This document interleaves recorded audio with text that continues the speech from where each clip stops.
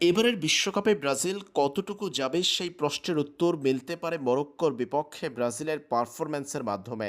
বিশ্বকাপে নিজেদের প্রথম ম্যাচটাই ফাইনাল মনে করে খেলতে হবে সেলেসাউদের।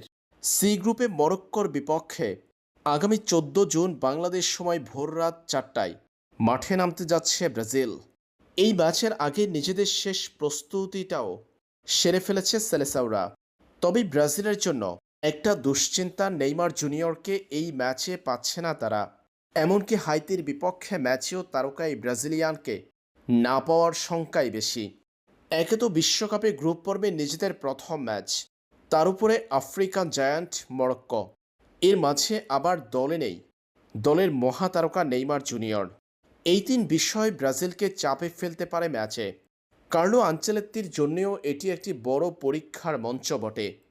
বিশ্বকাপে নিজেদের প্রথম ম্যাচে মরক্কোর বিপক্ষে কোন ফরমেশন আর কোন একাদশ নিয়ে মাঠে নামতে পারে ব্রাজিল, সেটা নিয়ে বিশ্লেষণ চলছে ফুটবল পাড়ায়। মরক্কোর বিপক্ষে ব্রাজিলের ২৬ সদস্যের চূড়ান্ত স্কোয়াড থেকে এমন এক একাদশ সাজাতে পারবেন কার্লো আনচেলত্তি, যেটা জয় এনে দিতে পারে সেলেসাউদের।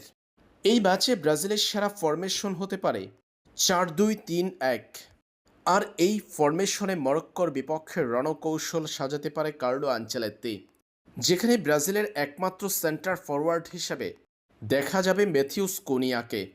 তবে সম্প্রতি তার অফ ফর্ম মরক্কোর বিপক্ষে এই ম্যাচে একাদশের বাহিরে রাখতে পারে তাকে। আর শুরুর একাদশে চমক হিসেবে আনচেলত্তি সেন্টার ফরওয়ার্ড হিসেবে রাখতে পারেন এন্ড্রিক ফিলিপেকে। সেন্টার ফরওয়ার্ডের পিছনে থাকবেন তিনজন: ভিনিসিয়াস জুনিয়র, রাফিনহা এবং লুকাস পাকুয়েতা। মাঝমাঠে কাসিমেরো ও ব্রুনো গিওমারেস। এবং ডিফেন্সে থাকবেন চারজন: দানিলো, মার্কুইনোস, গ্যাব্রিয়াল মাঘালিয়াস এবং অ্যালেক্সান্ড্রো। এবং গোলবারের নিচে অ্যালিসন বেকার।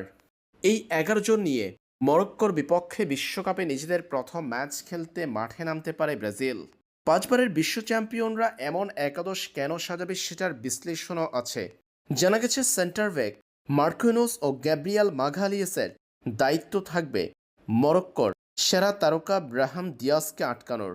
মাঝমাঠে আশরাফ হাকিমি, সুফিয়ান আমরাবাতদের থামাতে কার্যকরী হতে হবে কাসিমেরো ও ব্রুনো গিওমারেসকে।